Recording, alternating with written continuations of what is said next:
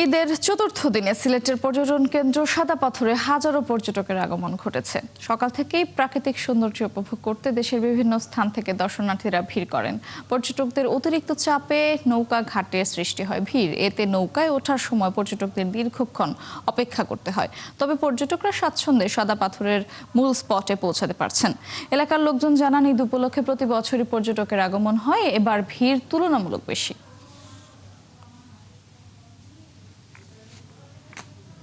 সিলেটের সাদা পাথরে পর্যটকদের ঘুরে বেড়ানো, আনন্দ উল্লাসের সবশেষ খবর জানতে এবার যেতে চাই সিলেটে। সেখানে আছেন সহকর্মী হোসাইন আহমেদ সুজাত।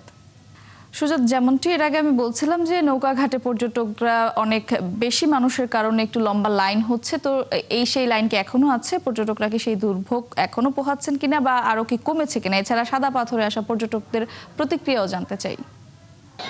দেখুন মৌটুসী, আজকে কিন্তু ঈদের ছুটি শেষ হয়ে গেছে, তারপরে আসলে সিলেটের এই সাদা পাথরে যে পরিমাণ পর্যটকের ভিড় সেটা আসলে অনেকটা লক্ষণীয়। এই মুহূর্তে যদি আমি আপনাকে সাদা পাথরের চিত্রটা যদি একটু দেখাই, যে সেই দলাই নদীতে আসলে কি পরিমাণ পর্যটক এসেছেন, এবং ভারতের ওই মেঘালয় পাহাড় থেকে যে আসলে স্বচ্ছ যে নীল পানি নেমে আসছে, সেই নীল পানিতে এসে পর্যটকরা গা ভাসাচ্ছেন এবং তারা গা ভাসিয়ে আসলে একটা সুন্দর রাজ্যে তারা হারিয়ে যাচ্ছেন। এই যে পথে আসার পথে যে দীর্ঘ ক্লান্তি ছিল, যে গরম ছিল, সেই গরমটা আসলে যখনই পর্যটকরা এসে এই পানিতে গা ভাসিয়েছেন তখনই তারা আসলে সেটা ভুলে যাচ্ছেন। আজকে আমরা নৌকা ঘাটে অনেকটা ভিড় দেখছি, অপেক্ষা করে করে পর্যটকরা নৌকা দিয়ে তারা এই জায়গাটিতে এসেছেন, এবং এখনো কিন্তু কয়েক হাজার পর্যটক পথিমধ্যে আছেন। আবার অনেক পর্যটক এখানে এসেছেন পাথর এবং যে নদীর পানি রয়েছে সেখানে আসলে তারা অনেকেই জায়গা পাচ্ছেন না, অর্থাৎ এক পাথরের সাথে এক মানুষ, এমনটাই অবস্থা। এবং এই যে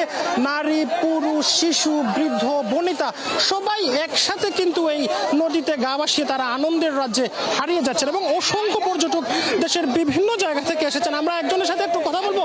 আপনি কোথায় থেকে এসেছেন এবং কি কি দেখলেন এখানে এসে? আমরা কুমিল্লা থেকে এসেছি, আমরা 15 জনের টিম এসেছি। তো আমাদের তো আসার সময় না, কিন্তু অনেক এই রমজান ঈদের ছুটিতে আমরা সময় করে এসেছি। তো আসলে শুধু টাকা পয়সা ইনকাম করলে হবে না। আমি পেশায় একজন ডাক্তার, আমার চেম্বার হলো কুমিল্লা বাদুরতলা শ্রীদুর্গ হোমিও হল। তো আসলে লাইফে এনজয় করলে টাকা পয়সা দিয়ে আমাদের সবকিছু হয় না। এনজয় করলে মন ভালো থাকে, মন ভালো থাকলে স্বাস্থ্য ভালো থাকে। আর যেখানে 71 আছে, চেতনা আছে, সেখানে আমরাও আছি।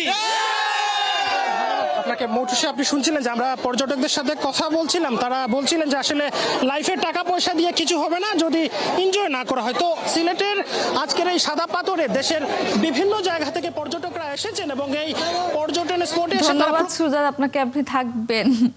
দর্শক, সিলেট থেকে ঈদ আনন্দ উদযাপনের খবর জানাচ্ছিলেন সহকর্মী হোসাইন আহমেদ সুজাত।